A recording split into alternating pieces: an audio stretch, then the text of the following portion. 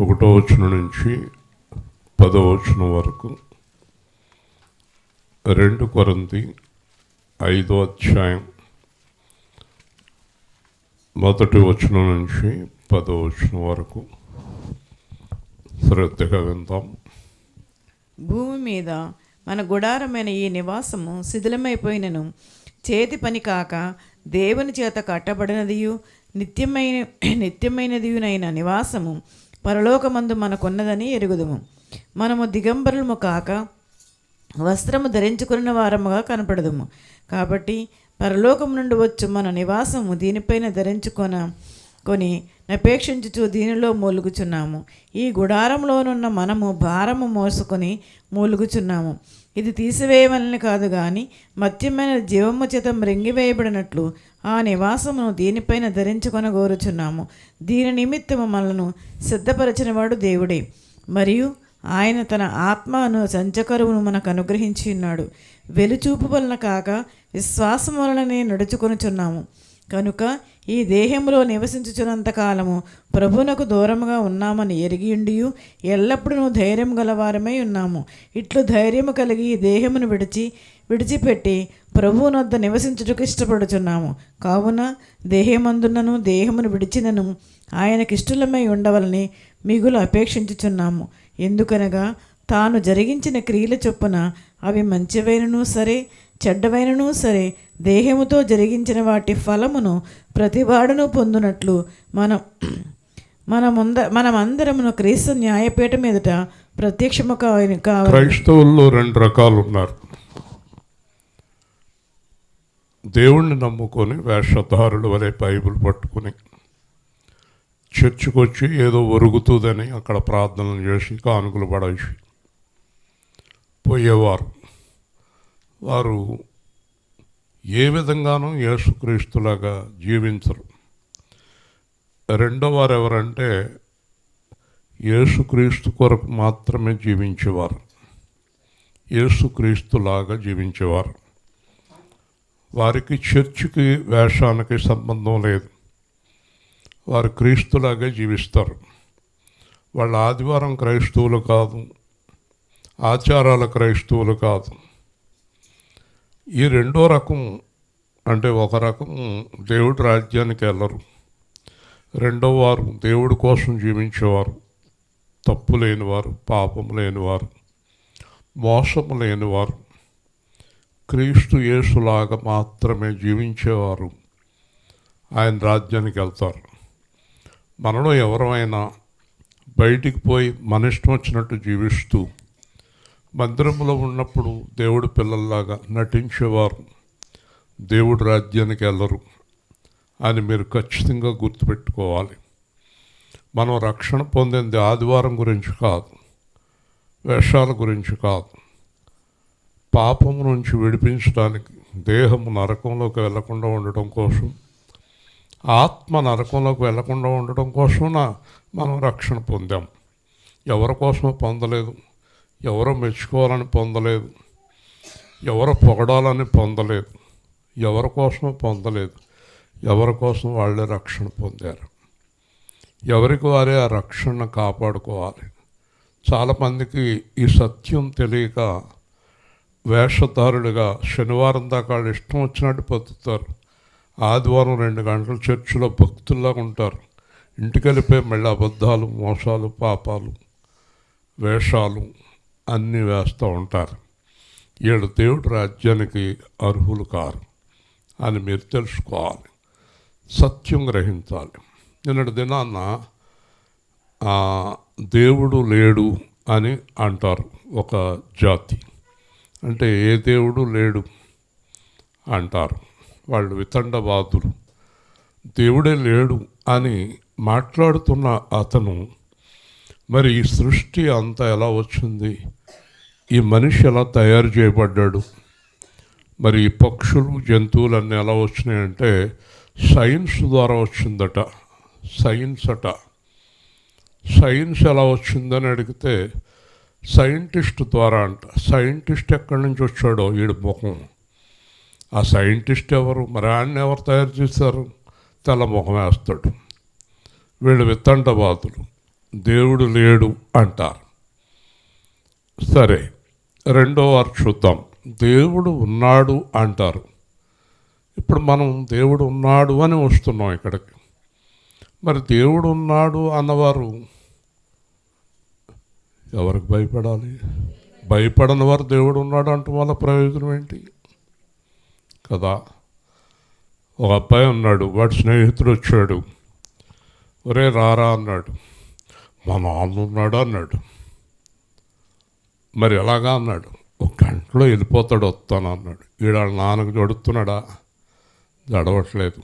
వాళ్ళ నాన్న వెళ్ళిపోయాక మళ్ళీ ఈడేసాలు వేస్తాడు అన్నమాట. వీళ్ళెవరు? దేవుడు ఉన్నాడు అనేవారా? ఇలాంటి వాళ్ళకంటే దేవుడు లేడు అనేవాళ్ళే మంచిది కదా. మరి దేవుడు ఉన్నాడు అనుకున్నప్పుడు దెయ్యాలు కూడా దేవుడు ఉన్నాయి అంటానంట. మరి దెయ్యాలకి మనకి తేడా ఏంటి? దెయ్యాలు అపవిత్రమైన ఆత్మలు అంటారు. మరి మనం దెయ్యాల పనులు చేయకూడదు కదా. ఒక మనిషిలో దెయ్యం ఎందుకు నివసిస్తుంది? బైబిల్ ప్రకారం ఒక మనిషిలో దెయ్యం నివసించడానికి కారణం అతడు చేసే అపవిత్రమైన పనులు. దెయ్యానికి అవకాశం ఇస్తేనే దెయ్యం నీ లోపలికి వస్తుంది. అది ఎందుకు వస్తుంది? ఒక తాగుపోతాడు నీ ఇంటికి వస్తున్నాడంటే నువ్వు తాగుతున్నావు గనక, నువ్వు పాపం చేస్తున్నావు గనక పాపం చేసేవాళ్ళు నీకు స్నేహితులు అవుతారు. నువ్వు ఎప్పుడైతే దూరంగా ఉన్నావో వాళ్ళు దూరంగా పోతారు. దేవుడికి లోపడి దెయ్యాన్ని ఎదిరితే దెయ్యం పారిపోద్ది కదా. మనం ఒక వేషధారణ జీవితంలో ఉన్నాము, వేషాలు వేస్తున్నాము, యథార్థంగా లేం మనం. అర్థమైందా? మీరు నిజంగా దేవుణ్ణి ప్రేమించేవారైతే దానికి ఒకటే అర్థం, దేవుణ్ణి ప్రేమించేవారు దేవుడులాగే జీవిస్తారు. హల్లెలూయా. ఇప్పుడు మనలో ఎంతమంది ఉన్నామో వాళ్ళు దేవుడిలాగా జీవించట్లేదు అనుకోండి. మనం దెయ్యాల సంబంధులమే, దేవుడి పిల్లలం కాదు. మనలో మోసమున్నా, వేషమున్నా, అబద్ధాలున్నా, కృత్రిమాలున్నా, కామ వికారాలున్నా, పాపపు పనులున్నా, మోసపు పనులున్నా, వేషాలు వేస్తున్నా మనం దేవుడి పిల్లలం కాదండి. మరి మిమ్మల్ని మీరే పరీక్షించుకోండి. ఇంటికి వెళ్ళిన తర్వాత నేను దేవుళ్ళలాగా ఉన్నానా? దేవుళ్ళలాగా ఉండటం అంటే ఏంటి? దేవుళ్ళలాగా ఉన్నటువంటి యేసులాగా ఉండటం. హల్లెలూయా. యేసు మానవుడా దేవుడా? మానవుడిగా వచ్చాడా దేవుడిగా వచ్చాడు? ఇక్కడికి చెప్పాలి. మానవుడిగా వచ్చాడు. ఎందుకు వచ్చాడు? యేసు దేవుడు మానవుడిగా వస్తానికి ప్రధానమైన కారణం ఏంటి చెప్పండి? చెప్పమ్మా రేపుక. ఎక్కడో చాటుగా మూల వెనకాల కూర్చోవద్దు. నువ్వు నీ పద్ధతి మార్చుకో, సమయం మెయింటైన్ చేయి, కరెక్ట్గా ఉండు, వెనక్కుండకు. చెప్పు, మానవుడిగా ఎందుకు వచ్చాడు? రేపుగా చెప్పాలి. చెప్పాలి. నీకన్నా పొడుగంటోళ్ళు వెనకాల కూర్చోకు. దేవుడు మానవుడిగా ఎందుకు వచ్చాడు చెప్పండి. మానవుడు ఎలా జీవించాలో చూపించడానికి దేవుని స్తోత్రం. ఎందుకు వచ్చాడు అంటే నువ్వు నేను ఎలా జీవించాలి? యేసులాగా. యేసులాగా జీవించేవారే క్రైస్తవులు. క్రైస్తవులు అనే పదానికి అర్థం తెలుసా మీకు?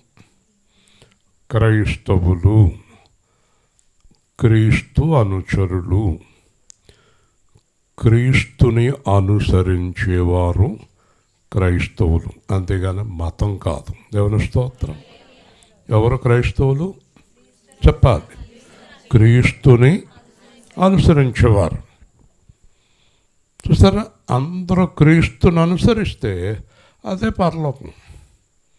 ఇప్పుడు మనం కొంతకాలం ఈ లోకంలో ఉంటాం, తర్వాత చనిపోతాం.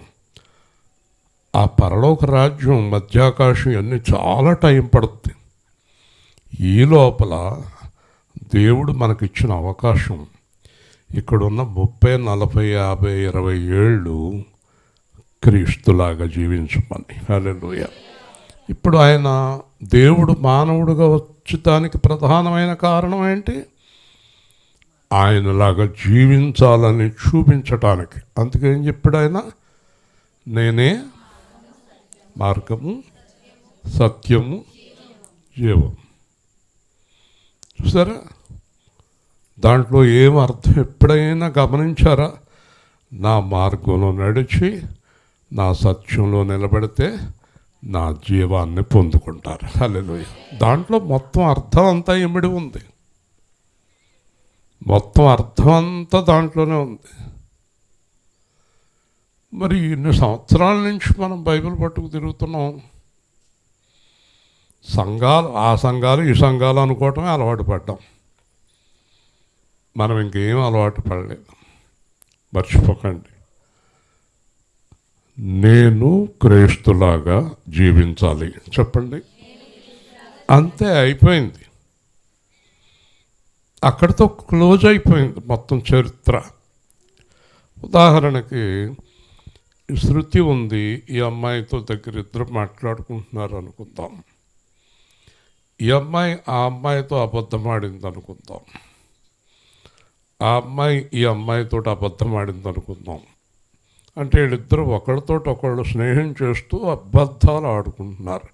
లేదా హేమ, సోలమ్మితి అనుకుందాం, లేదా స్వాతి, హేమ అనుకుందాం. వీళ్ళు స్నేహాలు చేస్తున్నారు అనుకుందాం. ఒకళ్ళతో ఒకళ్ళు అబద్ధాలు ఆడుకుంటూ స్నేహం చేస్తున్నారు అనుకుందాం. వీళ్ళు నలుగురు క్రైస్తవులు కాదు, దేవుడికి వ్యతిరేకమైన వారు. హల్లెలూయా.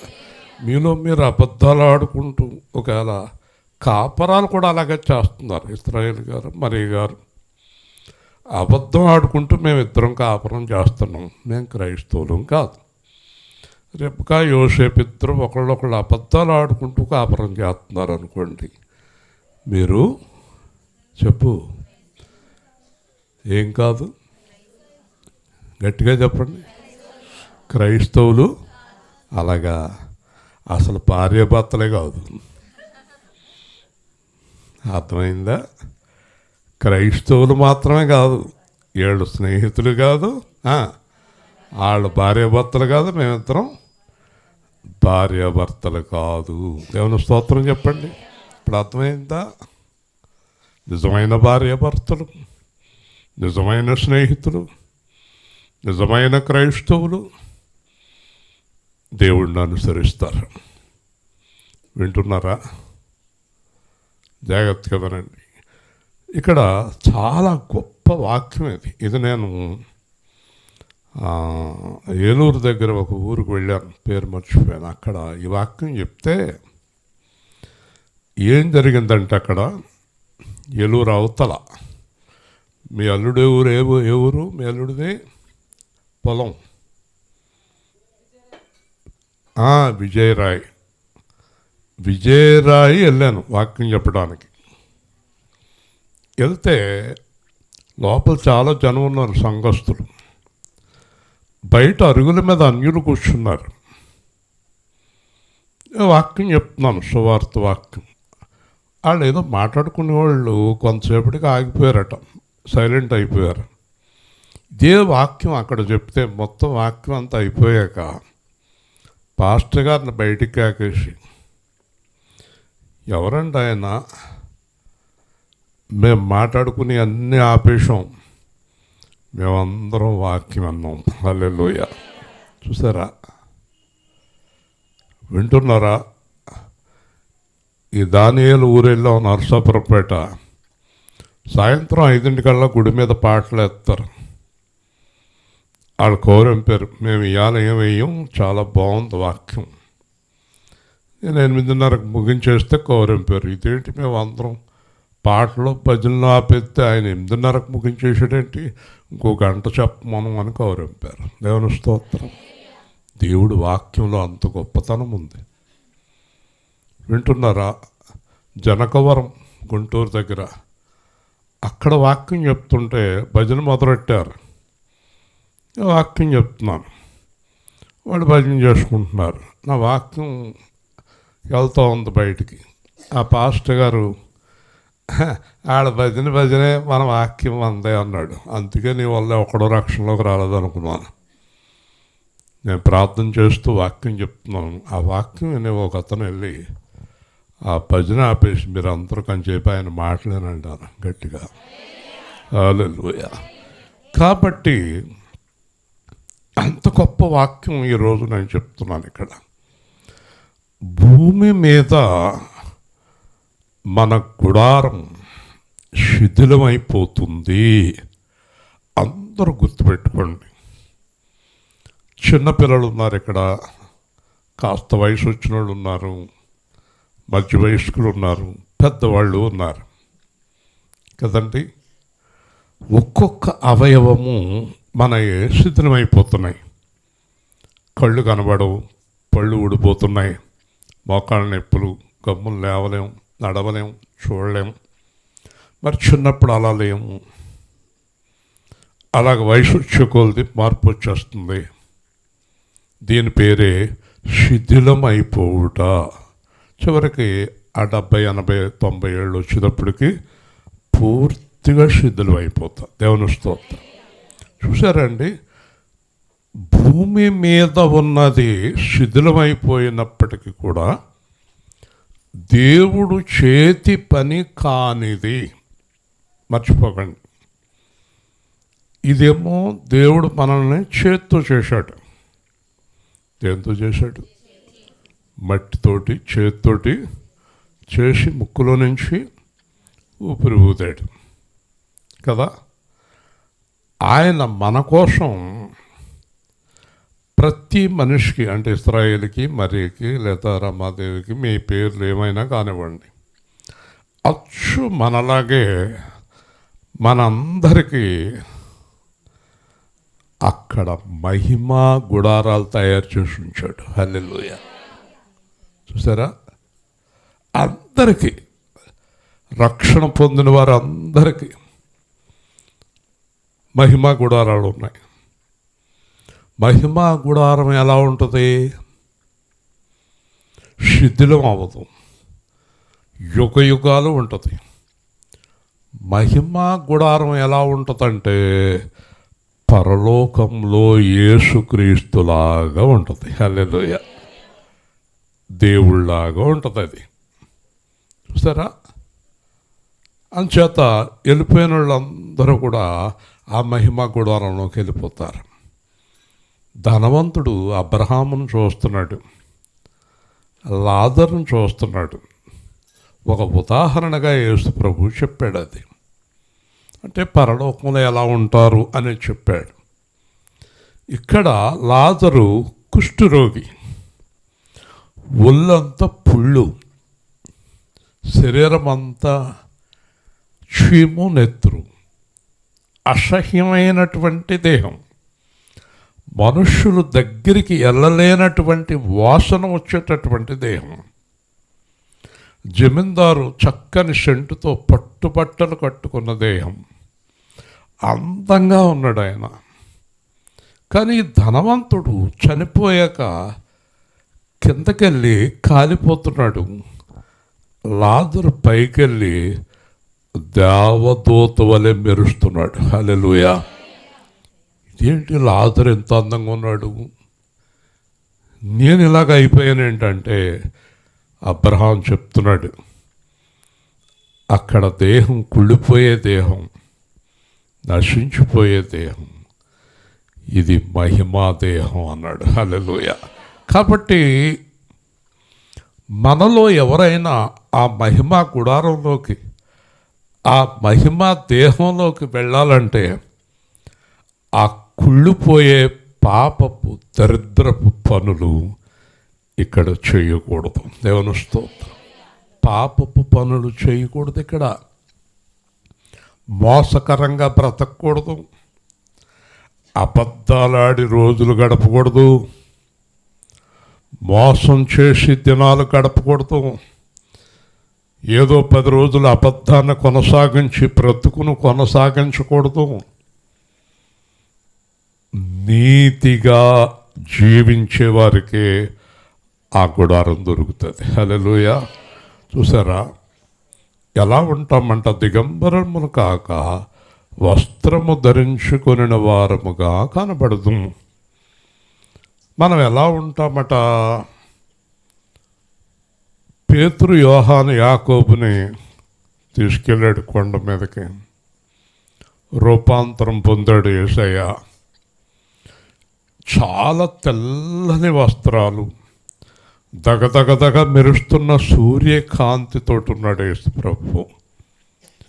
అయ్య బాబోయ్, ఇంత అందంగా ఉన్నాడు ఈయన, వస్త్రం అంత బాగుంది అనుకున్నారు. కానీ అది వస్త్రం కాదు, దేవుని మహిమ దేహము. హల్లెలూయా. యేసు ప్రభు పరలోకములో ఎలా ఉంటాడో అది చూపించాడు. అయిపోయింది కదా. యేసు ప్రభు మహిమ దేహంతో కూర్చున్నాడు. ఇటో కుర్చీ అనుకుందాం. ఇటు మోషే కూర్చున్నాడు, ఇటు ఏలియా కూర్చున్నాడు. ఇదేంటి? మోషే చనిపోయాడు కదా, ఏలియా పరలోకం ఎగిరిపోయాడు కదా అని పేతురు యోహాను యాకోబులకి చాలా సందేహం వచ్చింది. మోషే చనిపోయాడు కదా, ఏలియా ఏమైపోయాడో తెలియదు కదా. అప్పుడు యేసు వాళ్ళతో చెప్తున్నాడు ఆత్మతోటి, మోషే చనిపోలేదు, ఏలియా చనిపోలేదు, నా పిల్లలెవరు చనిపోరు, వాళ్ళు మృతులు కాదు సజీవులు అన్నాడు. హల్లెలూయా. మనం కూడా చనిపోము. మరి చనిపోయేవాళ్ళెవరు? జాగ్రత్తగా వినండి. నీవు జీవించుచున్నావన్న పేరు నీకున్నది, నీవు మృతుడవు, దౌర్భాగ్యుడవు, దరిద్రుడవు అన్నాడు ఒక అతను. అతడు మృతుడట. ఎవరు? చెప్తాను వినండి. అబద్ధాలు ఆడేవాళ్ళు, డబ్బు కోసం మోసం చేసేవాళ్ళు, లంచాలు పుచ్చుకునేవారు, మనుషుల్ని హింసించేవారు, ఏదో ఒక విధంగా పాపం చేసైనా కృత్రిమంగా బ్రతికేవారు, ఏదో ఒక అబద్ధంతో బతుకుని వెళ్ళదీసేవారు, మోసముతో జీవించేవారు, పక్కన కూర్చునే కుట్రలు పన్నేవారు, కోడల్ని హింసించేవారు, అత్తగారిని హింసించేవారు, భర్తను హింసించేవారు, భార్యని హింసించేవారు. ఒక్క మాటలో చెప్పాలంటే అబద్ధాన్ని ఆశ్రయంగా చేసుకుని ఈ శిథిలమైపోయే దేహం కోసం పనికి మాలిన పనులు చేస్తూ బ్రతికేవారు దేవుడి దృష్టిలో చనిపోయారు. హల్లెలూయా. మరి దేవుడి దృష్టిలో ఎవరు బ్రతుకున్నారు? యేసు ప్రభు అన్నాడు, ఆయన దృష్టికి వారు జీవించుచున్నారు. హల్లెలూయా. ఎవరు జీవించుచున్నారు? పౌలు జీవిస్తున్నాడు, యోహాను జీవిస్తున్నాడు, పేతురు జీవిస్తున్నాడు, ఆర్ఆర్కే మూర్తి గారు జీవిస్తున్నారు. మన ఎదురుగుండా వెళ్ళిపోయిన వారు, యథార్థంగా బ్రతికిన వారు అందరూ దేవుని దృష్టికి జీవిస్తున్నారు. హల్లెలూయా. అందుకే పౌలు అన్నాడు, జీవించుచున్నది నేను కాదు, నా యందు క్రీస్తు యేసు. కాబట్టి ఈరోజు గుర్తుపెట్టుకుని ఒక నిర్ణయానికి వచ్చి, నేను యథార్థంగా జీవించాలి, ప్రాణం పోయినా పర్లేదు, డబ్బులు పోయినా పర్లేదు, ఎవరు నన్ను విడిచిపెట్టినా పర్లేదు, ఎవరు నాకు లేకపోయినా పర్వాలేదు, నేను యథార్థంగా జీవించాలి అనుకున్నవారు దేవుడి దృష్టిలో జీవించుచున్నారు. హల్లెలూయా. హల్లెలూయా. కదా, మీరే తిడతారు కదా, మీరే తిడతారా పిల్లల్ని? మీ నోట్లోనే మీకు తెలియకుండా ఒక మాట వస్తుంది కదా, భర్త విషయంలో, భార్య విషయంలో, పిల్లల విషయంలో కూడా వస్తాయి ఏ మాట. ఏమంటారు మీరు? ఒరే సచ్చినోడా, ఏమంటారు మీరు? ఎందుకన్నారు సచ్చినోడా అని? మీ అబ్బాయిని బతికుండగానే, లేదా నీ భర్తను ఆ సచ్చినోడు ఎక్కడికో వెళ్ళాడు అందొక ఆవిడ, ఎందుకంటున్నారు సచ్చినోడు అని? సచ్చిందని మాట్లాడాలి వాళ్ళ చేసే దరిద్ర పనులు బట్టి. హల్లెలూయా. ఇంకా ఒక మాట చెప్పనా, కొంతమంది ఎవరి దగ్గర పని చేస్తూ ఉంటారు, ఆ పని చేయించుకునేవారు వీళ్ళని చాలా హింసలు పెడతారు. వీళ్ళు మనసులో అనుకుంటారు, ఇప్పుడు చచ్చాడు అని వార్త వస్తుందంట ఈడు అంటారు కదా. చూసారా, ఇప్పుడు తెలిసిపోయింది మీకు చచ్చిన వాళ్ళు ఎవరో, బ్రతికిన వాళ్ళు ఎవరో. కాబట్టి యేసు ప్రభు దేవుడి దృష్టికి యోగ్యుడిగా ఉన్నాడు కనుక, పరిశుద్ధుడిగా ఉన్నాడు కనుక, యథార్థంగా ఉన్నాడు కనుక మూడో దినాన లేచాడు ఆయన. హల్లెలూయా. యోగ్యుడిగా ఉన్నాడు కనుక హనోకు పరలోకానికి వెళ్ళాడు. యోగ్యుడిగా ఉన్నాడు కనుక ఏలియా లేవనెత్తపడ్డాడు. యోగ్యుడిగా ఉన్నాడు కనుక మోషే జీవించుచున్నాడు. ఆయన దృష్టికి ఆయన పిల్లలు జీవించుచున్నారు. హల్లెలూయా. మన మరణం ఇక్కడ ఏడుస్తారు. ఇక్కడ మనలో ఎవరైనా చనిపోతే మీద పడి ఏడుస్తారు. తెలియక దుఃఖం వస్తుంది కాదన్ను, కానీ యథార్థంగా బ్రతికి నిద్రించినోడు కోసం అస్సలు ఏడవలసిన అవసరం లేదు. వాళ్ళు బ్రతికే ఉన్నారు. హల్లెలూయా చెప్పండి. చూసారా? కాబట్టి ఈ గుడారంలో ఉన్న మనము భారం మోసుకుని మూలుగుచున్నాము.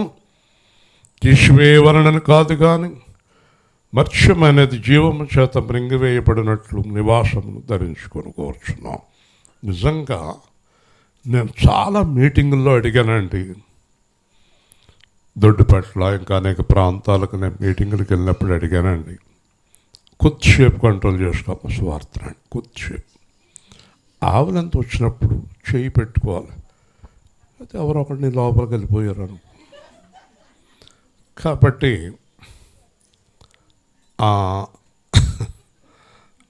అడిగాను, చాలామందిని అడిగాను, వందల వేల మందిని అడిగాను. మీలో పాస్టర్లు ఉండేవారు నా పక్కన 10 మంది పక్కన కూర్చునేవారు, వాళ్ళని కూడా అడిగాను. ఇప్పుడు మిమ్మల్ని కూడా అడుగుతున్నాను, అసలు మాకు మూలుగు లేదు అన్నవాళ్ళు ఎవరైనా ఈ ప్రపంచంలో ఉన్నారా? మూలుగుతో అంటే ఏంటో తెలుసా? మూలుగు అంటే ఏంటో తెలుసా మీకు? అబ్బా, తింటే మూలుగు, తినకముందు మూలుగు, పడుకుంటే మూలుగు, లేస్తే మూలుగు కదా, అస్తమానం మూలుగు. అబ్బబ్బా, ఏంటో ఈ దేహం కదా.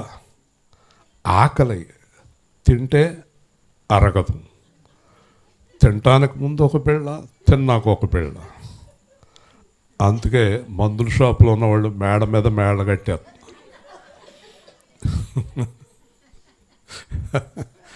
ఆవిడ చూస్తానికి వెళ్తే వాళ్ళ నాన్న చనిపోయినప్పుడు వెళ్ళి వెళ్ళి వెళ్ళి వెళ్ళి వెళ్ళి వెళ్ళి పైకంట తీసుకెళ్తాను. నాకు ఆయాసం వచ్చేసింది. ఎక్కడో మూల గదిలో కూర్చుంది ఆవిడ కదండి.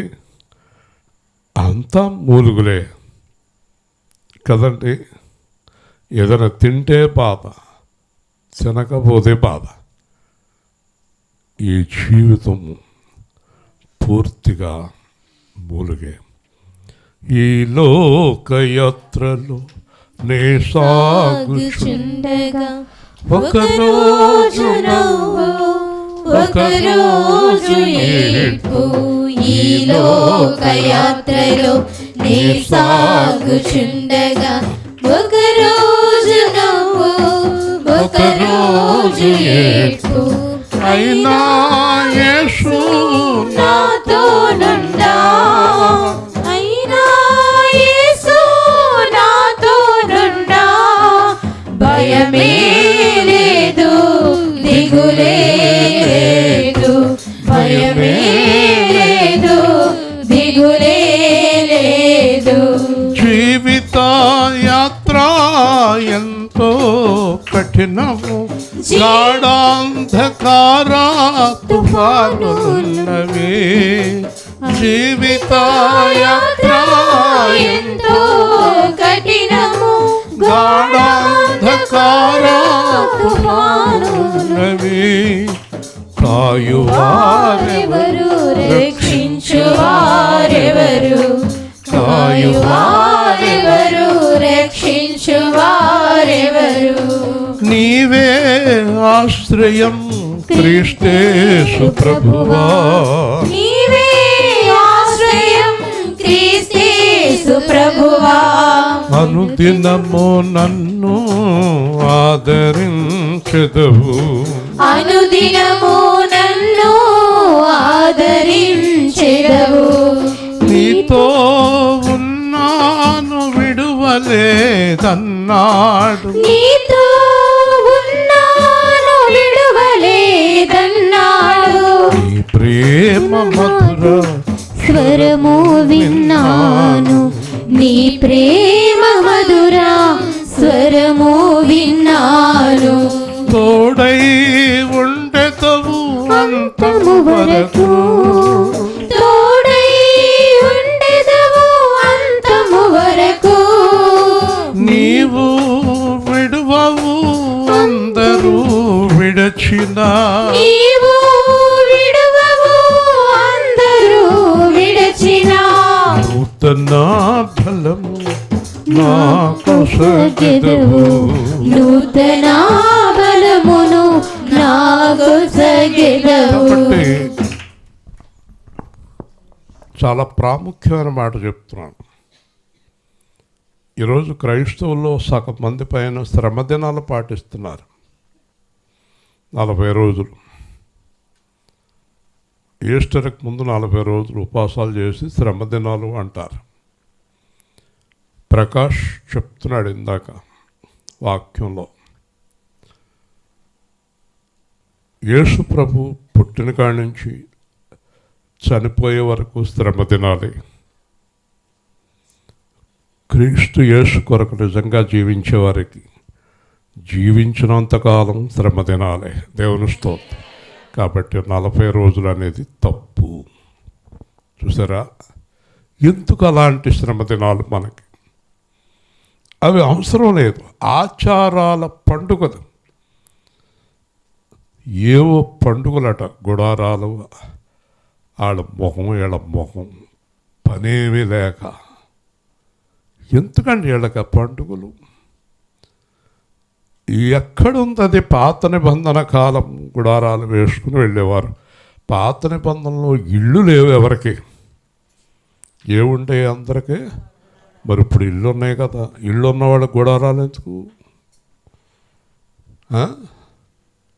అజ్ఞానం, ఆచారం, డబ్బులు పోగేసుకోవటం. ఈ పిచ్చోళ్ళు అందరూ వెళ్ళి ఆ స్థలంలోకి వెళ్తే పుణ్యం వస్తుందట. అక్కడ జనాన్ని చూస్తే పుణ్యం వస్తుందంట. అంతకన్నా చిన్న తిరుపతి, పెద్ద తిరుపతిలో బోల్డ్ జనం ఉంటారు. ఆయన చూసి వచ్చేది ఇంకా ఎక్కువ పుణ్యం వస్తుంది. ఏం పనికి మాలిన ఆచారాలు ఇవన్నీ కూడా, వ్యర్థమైనటువంటి విషయాలు ఇవన్నీ కూడా. నీ హృదయం యేసును చూడాలి, జనాన్ని కాదు. దేవుని స్తోత్రం. కాబట్టి మనం మూలుగుతోటే ఈ జీవితాన్ని గడిపేస్తాం. అసలు మూలుగు లేని జీవితం ఎవ్వరికీ లేదు కదా. కాబట్టి ఈ మూలుగులోనే ఒక సంతోషకరమైన విషయం ఏంటంటే మహిమ గుడారం. హల్లెలూయా. పరలోకం. అదే మనకు సంతోషం. ఈ లోకంలో మనకు సంతోషం కలగదండి. ఈ లోకంలో కలిగే సంతోషం అసలు సంతోషమే కాదండి. అది ఎంతోసేపు ఉండదండి, ఎంతోసేపు ఉండదు కదా. ఎంతసేపు ఉంటుంది? చంటి పిల్లల్ని ఆడుతుంటే బాగా నవ్వుతూ ఉంటాడు. మనం వాడిని ఎగరేసి ఆడిచ్చి ముద్దు పెట్టి ఈ లోపల ఈ ముసలిదానికి ఒక అరగంటకి ఓపిక అయిపోద్ది. ఏడుపు మొదలెడతాడు. ఎత్తుకో అంటాడు, ఎత్తుకోలేనంటది. ఆడిచ్చు అంటాడు, ఆడించలేనంటది. లాగి పెట్టి కొడతాడు. అయిపోయింది. ఆ సంతోషం కాస్త అయిపోయింది. ఈ ముసలిది అయ్యాక పడ్డోడు వచ్చాడు. ఈ ముసలి దానికి ఏం సంతోషం వాటితోటి. నేను ఏకలేనే అని వాళ్ళ అమ్మకి ఇచ్చేస్తుంది. అయిపోయింది సంతోషం. అది ఏకలేనని వాళ్ళ ఆయనకి ఎత్తుంది, ఆడ ఏకలేనని ఇంకొకళ్ళకి ఎత్తాడు. ఎంతోసేపు ఉండదు ఆ పిల్లోడితోటి కదా. రోజున మేము హాస్పిటల్కి వెళ్ళినాం పిల్లోడిని చూస్తాను. ఆ పిల్లోడి మీద పడి నిద్రవుతుంది వాళ్ళ అమ్మ. ఆడికి ఊపిరాడుతుందా, కింద వాళ్ళ అమ్మ నిద్రవుతుంది, పైన ఆవిడ నిద్రవుతుంది. ఆ బుడ్డోడు కక్కరికక్కరమంటూ ఉన్నాడు. ఇదండి సంతోషం. సంతోషం ఎంతసేపు ఉండదు. తెల్లవాళ్ళు నిద్రలేక అందరూ నిద్రవుతుంది. నీ కూడా ఏంట్రా, నీ సంతోషం అయిపోయింది. ఇప్పుడు దాకా బాగానే ఉన్నావు, మళ్ళీ ఏడు పొంగ పెట్టేసావు. అయిపోయింది. ఇంకా నీ ముఖంలో సంతోషం లేదు. నీ జీవితం అయిపోయింది. వెళ్ళిపోవాలి ఇప్పుడు. అంతే ఈ సంతోషం. ఈ కొత్తగా పెళ్ళైన వాళ్ళు సంవత్సరం పాటు అసలు ఎవరికైనా దొరకరు. తర్వాత ఆడు దింపేసి వెళ్ళిపోతాడు. దీన్ని దింపేసి వెళ్ళిపోతాడు. ఆడిని దింపేసి వెళ్ళిపోద్ది. ఇది సంవత్సరం అయ్యాక మా అమ్మగారి ఇంటికి వెళ్ళి 2 నెలల్లో వస్తానంటది. అంతకుముందు నీ దగ్గర ఉంటాను అంటాడు వీళ్ళిద్దరు. ఈ ప్రేమికులు పెళ్ళయ్యేదాకా ఏ చెట్టు కింద, పుట్ట కింద, గోతికాడ, చెరువు కాడ, కాలువ కాడ, వంతెన కాడ వీళ్ళిద్దరే. తర్వాత కొన్నాళ్ళకి అసలు నేను చేసిన పెద్ద తప్పు ఏంటంటే నిన్ను ప్రేమింతం అంటది. అసలు నేను చేసిన పెద్ద తప్పు నిన్ను ప్రేమింతం అంటాడు. ఇది అసలు నేను పెళ్లి చేసుకుంటాం అంత బుద్ధి తక్కువ పని ఉంది చూసావా. పెళ్ళి అయిపోయింది, 3 కనేసింది. ఇప్పుడు పెళ్లి తప్పు అంటదైతే. కాబట్టి క్రైస్తవులకు సంతోషం, నిజమైన సంతోషం, నిజమైన ఆనందం క్రీస్తు యేసులోనే. హల్లెలూయా.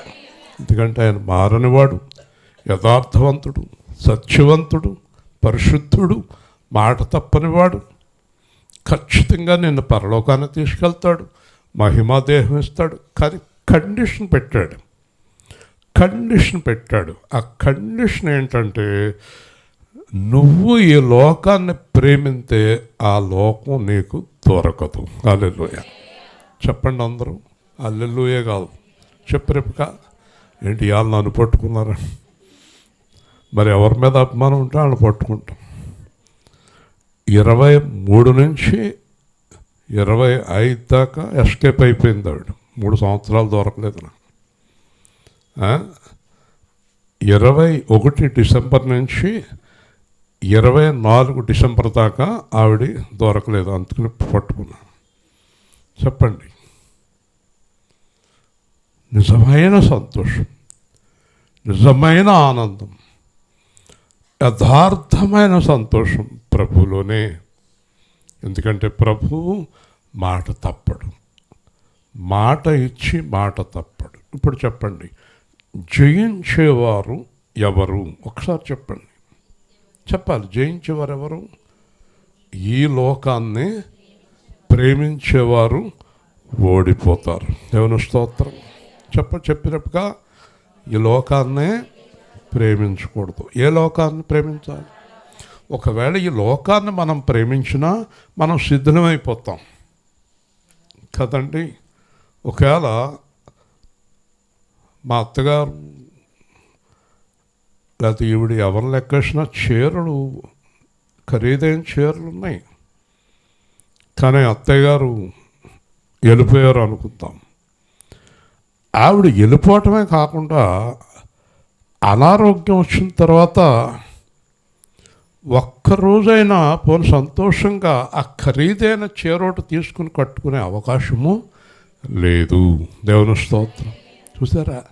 అంటే ఈ లోకంలో సంతోషం అనేది చాలా తాత్కాలికం, అది స్థిరం కాదు. యేసు ప్రభు పిల్లలు ఈ లోకపు సంతోషములో ఆనందించకూడదు, ప్రభువునందు ఆనందించాలి. మరలా చెప్పుచున్నాను, ప్రభువునందు మనవరాల్ని, కూతుర్ని, కొడుకుని, మొగుడిని, పెళ్ళాన్ని, డబ్బుల్ని, నగల్ని, బట్టల్ని చూసుకుని సంతోషించకూడదు. కాకపోతే కావాలి కదా, భార్య, భర్త, పిల్లలు, వస్త్రాలు, ఆహారం, వ్యాపారం, ఏదో ఒకటి ఈ లోకంలో తాత్కాలికంగా ఈ లోకంలో గడిపేసి పర్మనెంట్గా ఆశ మాత్రం అక్కడే ఉండాలి. హల్లెలూయా. అక్కడ ఉన్నవాళ్ళు ఎలా ఉంటారు ఎప్పుడూను? ఎలా ఉంటారు? ఎప్పుడు నవ్వుతూ ఉంటారు. హల్లెలూయా. సంతోషంగా ఉంటారు. ఎందుకంటే లోక సంబంధమైన బాధలకే లేదు. ఏమంటారు వాళ్ళు? ఏమంటారు? రేపుగా, గుంటూరు రేపుగా,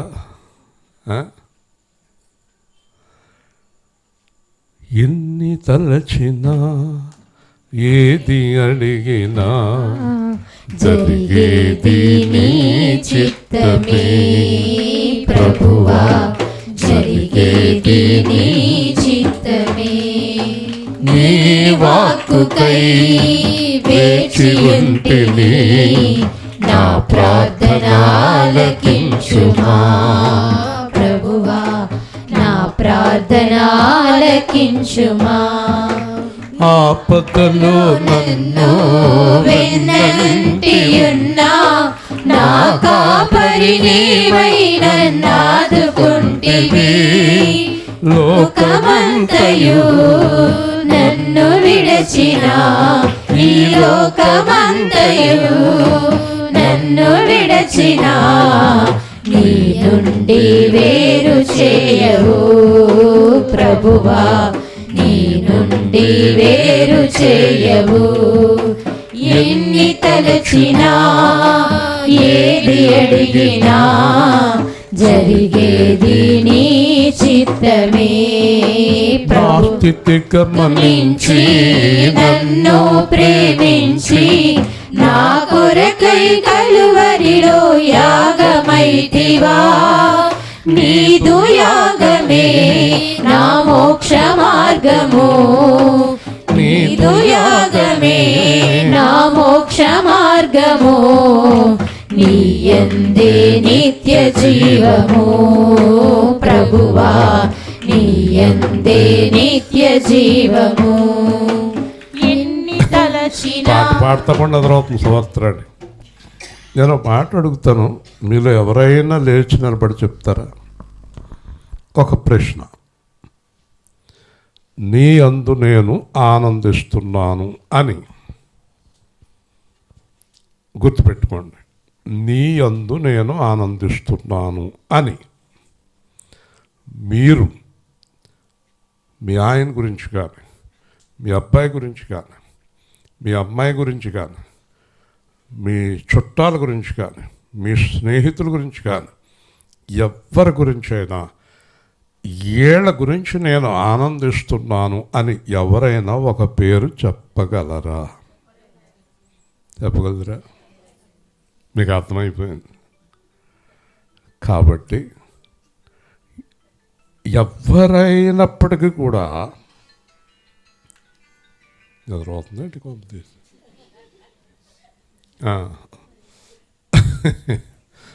కాబట్టి జాగ్రత్తగా వినండి. ఒకవేళ ఈరోజు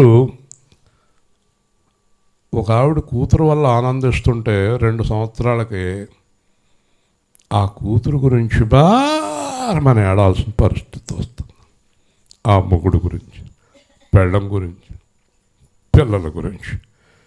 కానీ ఎప్పుడైనా మీ జీవితంలో క్రీస్తు యేసు పాదాల దగ్గరికి వచ్చాక ఆయన గురించి మీరు బాధపడిన సమయం ఎప్పుడైనా ఉందా? దేవుని స్తోత్రం. కాబట్టి ప్రభువునందు ఆనందమే ఎప్పుడు. కారణం ఏంటి తెలుసా? ఆయన ఎప్పుడూ మారని దేవుడు కనుక. హల్లెలూయా. ఏళ్ళో పెట్టినాడు, పెళ్ళి పెట్టకపోతే దినం. ఎంత మంచి సామెత! పెట్టినాడు పెళ్ళి, పెట్టకపోతే దినం. వింటున్నారా? కాబట్టి జాగ్రత్తగా వినండి.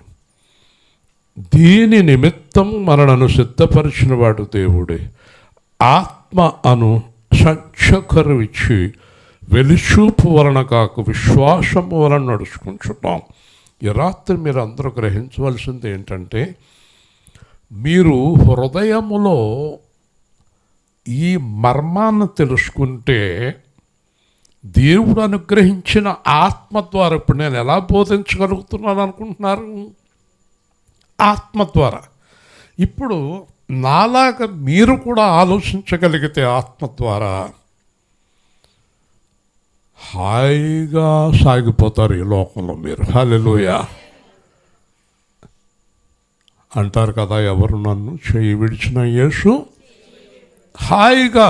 ఈరోజు సాయంత్రం నీ భర్త ఇంటికి వచ్చి, ఇంకా రేపు నుంచి నీకు నాకు కాపురం లేదంటే సంతోషం అనేస్తావు నువ్వు. దేవుని స్తోత్రం. అయ్యో ఏంటి ఇలాగ అంటుంది ఏంటి మా ఆవిడ అనుకుంటాడు.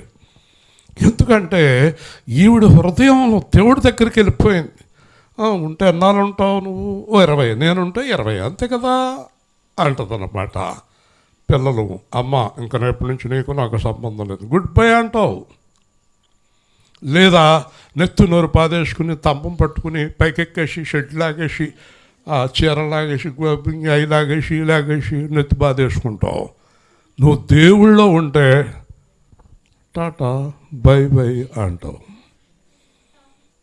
కొంతమంది అనేవారు అంట నన్ను, రాలింగ్లో కానీ వేల్పూర్లో చాలా చోట్ల, ఇస్రాయేల్ గారు మేము మందిరానికి మానేసినప్పుడు మా ఇంటికి వచ్చి ఎందుకు మానేశారని అడిగి మమ్మల్ని తీసుకెళ్ళొచ్చు కదా, అలాగా ఆయన వస్తే మేము వెళ్తాం కదా, మా ఆయన వస్తాడు కదా, మా అబ్బాయి వస్తాడు కదా అన్నారట కదండి. చూసారండి, నేనేం చెప్పాను ఇప్పుడు? ఎవరన్నా వెళ్ళిపోతానంటే టాటా బై బై, ఎక్కడ కనబడ్డా నవ్వుతాను. కానీ నువ్వు ఎందుకు మందిరానికి వస్తలేదని మాత్రం నా జీవితంలో అడగను. హల్లెలూయా. ఎందుకంటే నాకు అదే చాలా సంతోషకరమైన విషయం. ఈ లోకాన్ని ప్రేమించేవారు మన మందిరానికి రావటం వల్ల మనకు నష్టం. పరలోకాన్ని ప్రేమించేవారు 10 మంది ఉన్నా మందిరం ఎంత సంతోషంగా ఉంటుంది. హల్లెలూయా. ఏమంటారు చెప్పండి? ఒక ఆయన కళ్ళకు వచ్చిందంట, రమాదేవి గారు. అమ్మా నాకు కళ్ళకు వచ్చాను, నువ్వు మందిరానికి వస్తున్నట్టు. మరి నాకు కూడా రావాలి కదా అందంట రమాదేవి. అది కళ్ళలోకి ఎందుకు వచ్చిందంటే దశంభాగం కళ్ళలోకి వచ్చింది. కళ్ళలోకి ఏమొచ్చింది? దశంభాగం. కొంతమంది పాస్టర్లో దశంభాగం కానుకలు ఇవ్వనోళ్ళు వెళ్ళిపోయినా కూడా పర్వాలేదు అనుకుంటారు. కానుకలు ఇచ్చేవాళ్ళు మాత్రం వదిలిపెట్టరు. అవసరమైతే ఇంటికి వెళ్ళి ఫోన్లు చేసి రాత్రి పగల తినేస్తారా కదా. మన మందిరానికి వచ్చేవాడు ఒక ఆవిడ చెప్తుంది, కరోనా టైంలో వచ్చేసాడంట పాస్టర్ గారు. ఇదేంటంటే వచ్చేసారంటే రొట్టె విరిపిద్దామని తల్లి అన్నాడంట. నీ రొట్టె విరిపి తగలే చచ్చిపోతాం కదా. అది కాదమ్మా, కూడా వచ్చినాను. మీరు ఈ నెల దశంభాగం పంపించలేరు, మీరు ఇవ్వలేరు, కాబట్టి అయ్యగారే మీ ఇంటికి వచ్చారు. ఎందుకు? రొట్టె విరుపు కోసం కాదు, డబ్బుల కోసం వచ్చాడు. ఇలా అందరూ ఎవరండి? మీ అమ్మని ఎదరా, నువ్వేం పీకుతావు? చెప్పండి, మాట్లాడండి. నేనేం చెప్తున్నాను అర్థమైందా? లోక సంబంధులు ఆగిపోవటమే మంచిది. హల్లెలూయా. వాళ్ళ వల్ల మనకు ఎన్నో శ్రమలు, చెప్పాలి, ఎన్నో ఇబ్బందులు, మందిరానికి పాస్టర్ గారికి అవమానం, దేవుడు నా మనకు అవమానం, లోకాన్ని ప్రేమించేవారి ద్వారా. దేవుని స్తోత్రం. అవునా కదా? ఇంకెందుకు అలాంటి వాళ్ళు? బై బై టాటా ఈరోజు ఎవరైనా చెప్తారా? By by. దేవుని స్తోత్రం. హల్లెలూయా. ఓకే, జాగ్రత్తగా ఉండండి. వెలిచూపు వలన కాక విశ్వాసము వలన నడుచుకొనుచున్నాం. మీకు అర్థమవుతుందా? కనుక ఈ దేహంలో నివసించుచున్నంత కాలం ప్రభువునకు దూరముగా ఉన్నామని ఎరిగిండి ఎల్లప్పుడూ ధైర్యముతో ఉన్నాం. హల్లెలూయా. ఏంటాయన ధైర్యం అంటారు నన్ను ఒకసారి చాలామంది. అలాగే మీరు కూడా చాలా ధైర్యవంతులుగా ఉండాలి. మన ధైర్యం యేసే. హల్లెలూయా. మన ధైర్యం ఎవరు? రాజులు మనకెవ్వరు లేరు, శూరులు మనకెవ్వరు లేరు, రాజులు మనకెవ్వరు లేరు, శూరులు మనకెవ్వరు లేరు.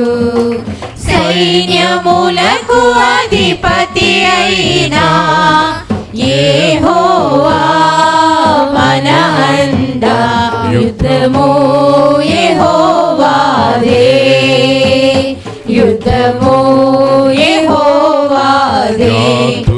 మనలను పడద్రోసిన బాధలు మనలను కృంగదీసిన విశ్వాసమునకు కర్తయైనా యేసయ్యా మన అండ, యుద్ధము యెహోవాదే, యుద్ధము యెహోవాదే. మన ధైర్యం ఏంటి?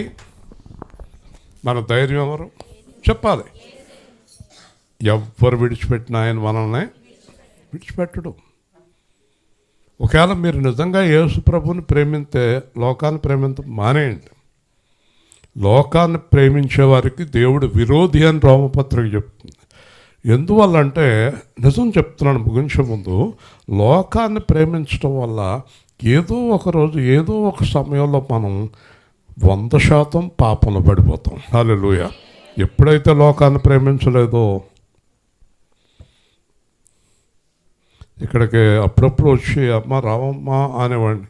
చివరికి నా చేతులతో బాప్తిసం ఇచ్చాను ఆ పాపకి. ఇంకా ఆయన ఇలాగలాగా అంటున్నాడు, చెప్తాను అత్త మనం పొందవయ్యా అంటే, పర్లేదండి పర్లేదు, ఏం పర్వాలేదు కదా. చక్కగా బాప్తిసం పొందింది పాప. దేవుడు కృప లేకుండా మరి ఇక్కడికి వచ్చేటప్పుడు ఎక్కడికో వెళ్తూ ఉండేవారు, మన దగ్గరికి వచ్చారు, అలవాటు పడ్డారు, రక్షణ పొందారు. అంతేకాదు రేపు 18, 19, 20 ఏప్రిల్ ఈస్టర్ వస్తుంది. రక్షణ కొరకు అనేక మందిని మీరు నడిపించండి. దేవుని రక్షణ కొరకు. రక్షణ పొందని వారు రక్షణ పొందండి.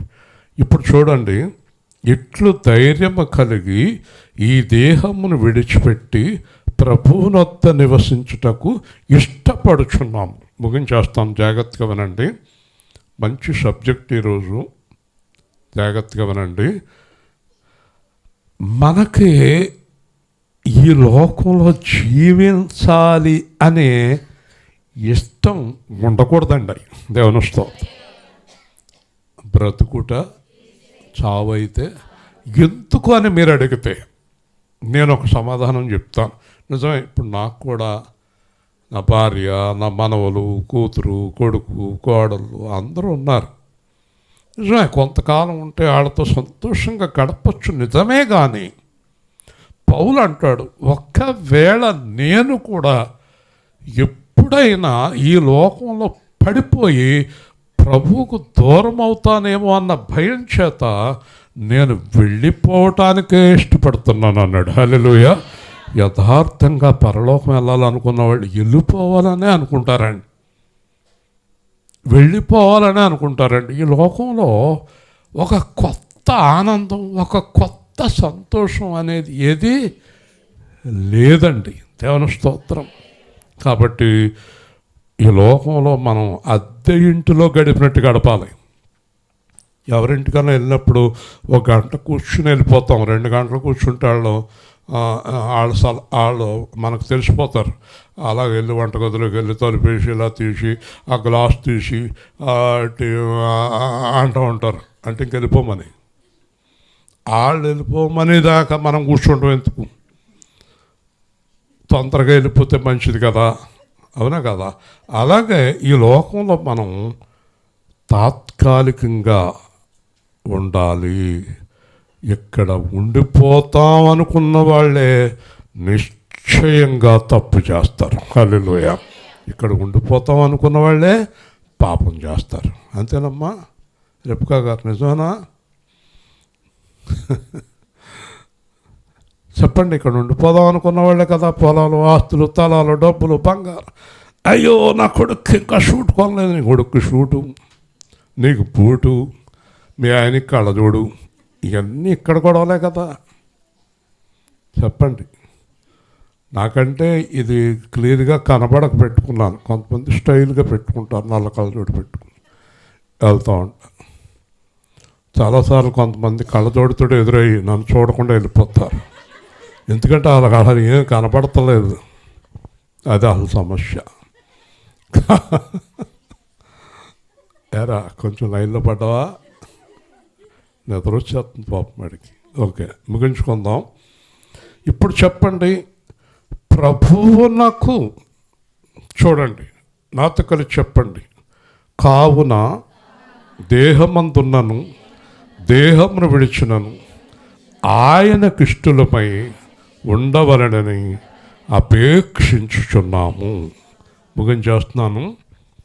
మనం ఇశ్రాయేలు గారికి ఇష్టంగా ఉందాం కదా, మరియమ్మ గారికి ఇష్టంగా ఉందాం, హెప్సిబా గారికి ఇష్టంగా ఉందాం, ఎవరికో ఇష్టంగా ఉందాం అనుకోకుండా యేసుకు ఇష్టంగా ఉందామని జీవించమంటున్నాడు. హల్లెలూయా. ఒకవేళ మనం యేసుకు ఇష్టలుగా జీవించాలనుకున్నప్పుడు మనం యేసుకి ఇష్టం లేని పని చేస్తామా? చెప్పండి. ఇప్పుడు నన్ను ఇష్టపడేవారు నాకు ఇష్టం లేని పని చేస్తారండి. నేను ఇష్టపడేవారికి ఇష్టం లేని పని నేను చేస్తానా? అలాగే నా దేవుడికి ఇష్టం లేని పని నేను చేస్తానా? చెయ్యను కనుక నిశ్చయంగా ఆయన దగ్గరికి వెళ్ళిపోతాం. హల్లెలూయా. ఇప్పుడు అర్థమైందా మీకు? యేసు ప్రభుకి ఇష్టం లేని పని మీరు చేయకండి. ఆయనకి ఇష్టలుగా ఉండండి. ఆయన ఖచ్చితంగా తీసుకెళ్తాడు. మీకు తెలుసా యేసు ప్రభు జీవిస్తున్నాడు, తండ్రి పక్కన కూర్చుని ఉన్నాడు. హల్లెలూయా. అదే మన ధైర్యం. ఆయన మనల్ని తీసుకెళ్తాడు. ఈ మట్టి దేహాన్ని మహిమ దేహంగా మారుస్తాడు. అదే మన నిరీక్షణ. మీకు బాధ కలిగిన, దుఃఖం కలిగిన, అశాంతి కలిగిన యేసుని తలుచుకోండి, అవన్నీ పారిపోతాయి. హల్లెలూయా. యేసుని తలుచుకోండి, చాలా సంతోషం వచ్చేస్తుంది హృదయానికి కదా. ఇది చాలా ముఖ్యమైన పాయింట్ తోటి సువార్త అయిపోతుంది. ఎందుకనగా తాను జరిగించిన క్రియల చొప్పున మంచివైనా చెడ్డవైనా దేహముతో జరిగించిన వాటి ఫలము ప్రతివాడును పొందునట్లు మనమందరము క్రీస్తు న్యాయపీఠం ఎదుట ప్రత్యక్షము కావలెను. ఇది తెలియకే చాలామంది మోసకరమైన జీవితంలో ఉన్నారు. వింటున్నారా? ఉదాహరణకి శృతి లేదా హేమ లేకపోతే ఎవరైనా అనుకోనివ్వండి, మీరు ఎవరైనా ఒక్కరికి అన్యాయం చేసి ఆవిడది ఈవిడ పట్టుకుని ఈవిడది ఆవిడ పట్టుకుని మోసము చేశారు. ప్రభువులో ఉండి మీరు ఒకళ్ళనొకళ్ళు మోసం చేసుకున్నారు, లేదా ఎవరినో మోసగించారు, ఏదో తప్పు చేశారు, ఏదో పాపము చేశారు. ఈ పాపము చేయటానికి కారణం దేహం. నువ్వు ఏం చేసినా చేతితోటి, కళ్ళతోటి, శరీరంలో ఉండే అవయవాలతోటి చేస్తావు పాపం, అంతే కదా. మర్చిపోకండి, క్రీస్తు న్యాయపీఠము తీర్పులోనికి తప్పు చేసిన ప్రతి విశ్వాసి వెళ్ళి ఆయన ముందు నిలబడవలసిందే. హల్లెలూయా.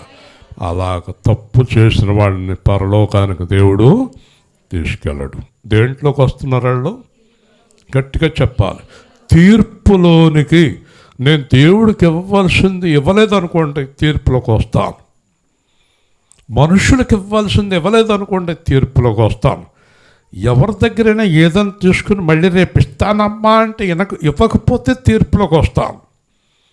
మోసం చేస్తే తీర్పులోకి వస్తాను. విభచరిస్తే తీర్పులోకి వస్తాను. వ్యసనాలు కలిగి ఉంటే తీర్పులోకి వస్తాను. ఏదైనా కూడా చూడండి, మంచివి చెడ్డవి. వింటున్నారా? మంచివి చెడ్డవి. మంచి వాటికి తీర్పు ఉంటుందా? ఉండదు. చెడ్డవాటికి తీర్పు.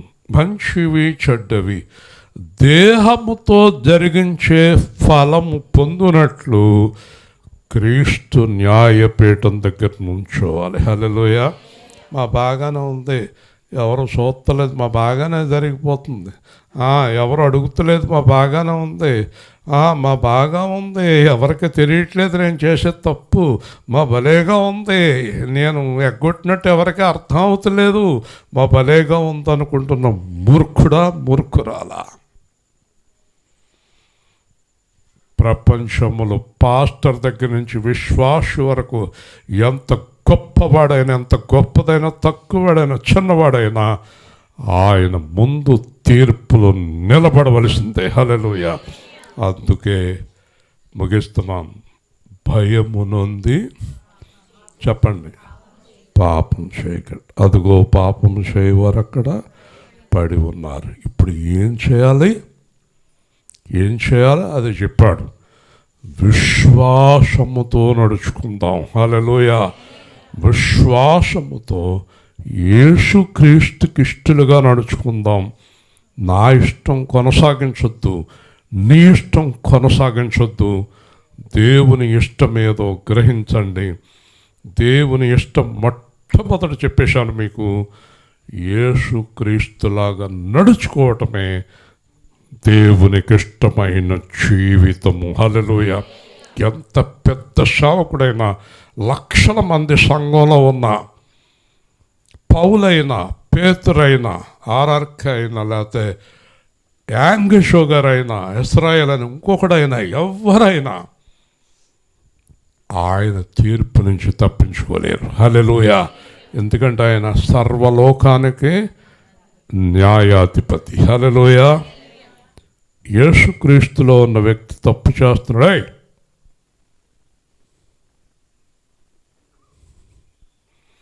యేసుక్రీస్తులో ఉన్న వ్యక్తి తప్పు చేస్తున్నాడు. యేసులో లేనివాడు మంచిగా ఉన్నాడు. ఇద్దరు చనిపోయారు, పైకి వెళ్ళారు. అతనికి శిక్ష వేస్తున్నాడు యేసు. నరకానికి పో, ఎందుకు రక్షణ పొందలేదు నువ్వు.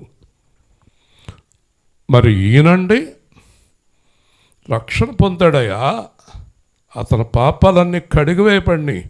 ఎప్పుడండి అని అడిగాడు అతను. రక్షణ పొందినప్పుడు. మరి చనిపోయేటప్పుడు అతను పాపం చేస్తున్నాడండి. నేనేం చేయలేదండి. ఏం పాపం చేస్తున్నాడు? ఇదిగోనండి అతను చేసేది. ఇలా చేసాడంటే అతను. మరి అతను పరలోకం వెళ్ళిపోతాడండి, నేను నరకానికి వెళ్ళిపోవాలండి అని అడుగుతాడట అతను. యేసుప్రభు అడుగుతాడంట అప్పుడు. ఏమని?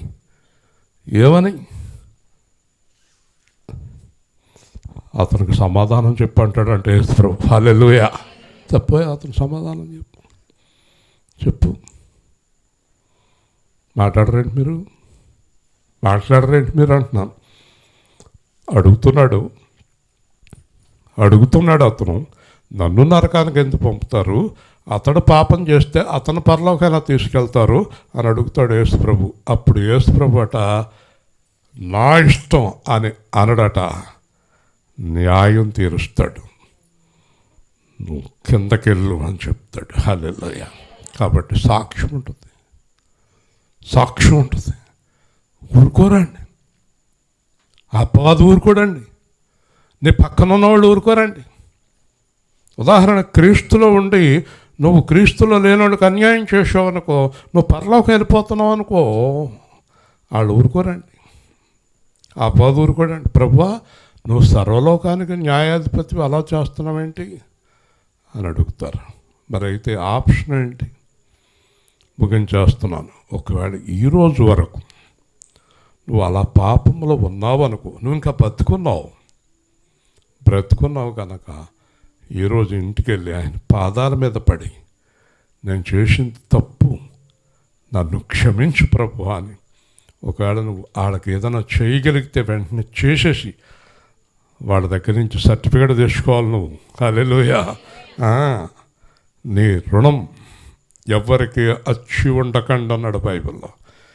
కాబట్టి ఇక నుంచి నేను అలా చేయనండి అని ఆ ప్రభు దగ్గర నువ్వు ఒప్పుకుంటే అప్పుడు చెప్తాడు దేవుడు. అతను మార్చి నెల 8వ తారీఖు రాత్రి నా సేవకుడు చెప్పిన వాక్యమని ఇంటికెళ్ళి మారు మనసు పొంది అతను ఇవ్వాల్సిన వాళ్ళు అందరికి ఇచ్చేసి అతను చేసిన తప్పులన్నీ ఒప్పుకొని మార్చి 8 రాత్రి మారు మనసు పొందాడు కనుక ఇదిగో ఆ మార్చి 8 రాత్రి ఇదిగో అతను చేసిన ప్రార్థన, అతను చేసిన పనులు ఇదిగో అని అతనికి చూపించి ఇతడు క్షమించబడ్డాడు అని అప్పుడు పరలోకం తీసుకెళ్తాడు. హల్లెలూయా. అర్థమైందా? బతికున్న వాళ్ళకి అవకాశం ఉంది. దేనికి? మారు మనసు పొందటానికి. ప్రేమగల తండ్రి, జీవాధిపతి అయిన ప్రభువా, ఈ రాత్రి మీరు మాతో మాట్లాడిన వాక్యమును బట్టి స్తోత్రాలు. పరలోకాన్ని ప్రేమించి యథార్థమును పరిశుద్ధమునైన నిన్ను అనుసరించి నీతో కలిసి మరణము వరకు నమ్మకముగా ఉండే కృప అనుగ్రహించి బ్రతుకుట క్రీస్తే చావైతే లాభమని యథార్థమును సత్యమునైన నిన్ను అనుసరించే కృప అనుగ్రహించమని యేసు క్రీస్తు నామములో ప్రార్థిస్తున్నాము తండ్రి. ఆమె. మంచిదమ్మా. 2:15 ఆరాధన. మీరు 11:12 రావాలి.